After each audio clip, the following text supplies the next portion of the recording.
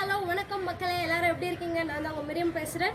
Last week நான் போட்ட video பார்த்து நீங்கள் எல்லாருமே என்ஜாய் பண்ணியிருப்பீங்க, நிறைய விஷயங்களும் உங்களுக்கு கற்றுருப்பீங்கன்னு நான் பிலீவ் பண்ணுறேன். அண்ட் இன்னைக்கு பைபிள் விசஸ் சயின்ஸ் இந்த ப்ரோக்ராமில் எர்த் பற்றி தான் பார்க்க போகிறோம். அதில் ரெண்டு விஷயத்தை பற்றி எனக்கு பார்க்க போகிறோம். அதில் ஃபர்ஸ்ட் என்னன்னு பார்த்தீங்கன்னா, நம்மளுடைய ஏன்ஷியன்ட் பீப்புளெலாம் வந்து பூமியை பற்றி என்ன நினச்சாங்க அப்படின்றது சொல்ல போகிறேன். எகிப்திய மக்கள் வந்து பூமியை பற்றி என்ன நினச்சாங்கன்னா, பூமியை வந்து ஒரு 5 தூண்கள் தான் தாங்கிட்டு இருக்கு, அது கீழே விழாமல் இருக்கிறதுக்கு ஒரு 5 தூண்கள் இருக்குது அப்படின்னு சொல்லிட்டு எகிப்திய மக்கள் நினச்சாங்க. கிரேக்கர்கள் என்ன நினச்சாங்கன்னு பார்த்தீங்கன்னா, அவங்களுடைய கடவுளான அட்லஸ் தான் வந்து அந்த பூமியை வந்து தாங்கி பிடிச்சிட்டு இருக்காரு அப்படின்னு சொல்லி நினச்சாங்க. நம்மளுடைய இந்தியர்கள் என்ன நினச்சாங்கன்னு பார்த்தீங்கன்னா, ஒரு 5 யானைகள் சேர்ந்து தான் இந்த பூமி கீழே விழாமல் அதை தாங்கிட்டு இருக்கு அப்படின்னு சொல்லிட்டு நம்ம எங்களுடைய இந்தியர்கள் வந்து பிலீவ் பண்ணாங்க. பட் அதுக்கப்புறம் வந்து சர் ஐசக் நியூட்டன் தான் வந்து சொன்னார், பூமியை வந்து யாரும் பிடிச்சி தாங்கலை, அது கிராவிடேஷனல் ஃபோர்ஸில் அது ஸ்பேஸில் அந்தரங்கத்தில் தான் தொங்கிட்டு இருக்கு அப்படின்னு சொல்லிட்டு அவர் சொன்னார்.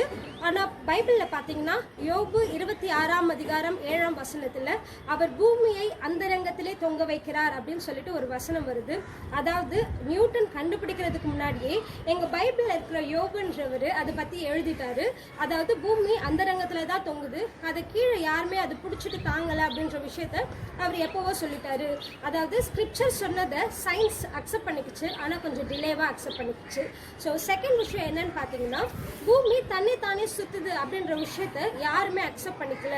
அதாவது கிரேக்க தத்துவ ஞானிகள் சொல்ற அரிஸ்டாட்டில், பிளேட்டோ, அரிஸ்டாட்டஸ் இந்த ஞானிகளே என்ன பண்ணலன்னா பிலீவ் பண்ணலையா பூமி சுத்துதுன்னு சொல்லிட்டு. அவங்க அதில் ஒரு ப்ரூஃப் இல்லாததுனால ஒரு நம்பிக்கை இல்லாதவர்களாக இருந்தாங்க.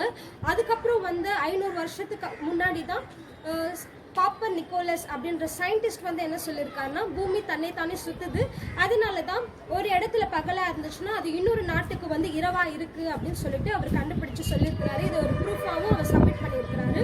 பட் பைபிளில் ஆதியாகமம் 1ஆம் அதிகாரம் 4ஆம் வசனத்தில் வெளிச்சத்தையும் இருளையும் தேவன் வெவ்வேறாக பிரித்தார் அப்படின்னு சொல்லி பைபிள் எழுதப்பட்டிருக்கு. அதாவது இந்த உலகத்தை கிரியேட் பண்ணும் போதே காட் வந்து பூமியை சுழல வச்சிருக்காரு. அதனால தான் ஒரு இடத்துல வெளிச்சமாகவும் ஒரு இடத்துல இருளாகவும் வந்திருக்கு. இந்த வீடியோ உங்களுக்கு பிடிச்சிருக்கும்னு நினைக்கிறேன். பிடிச்சிருந்தா லைக் பண்ணுங்க, கமெண்ட் பண்ணுங்க, இதை உங்களுடைய ஃப்ரெண்ட்ஸுக்கு ஷேர் பண்ணுங்க, மறக்காம சப்ஸ்கிரைப் பண்ணிடுங்க. Thank you so much.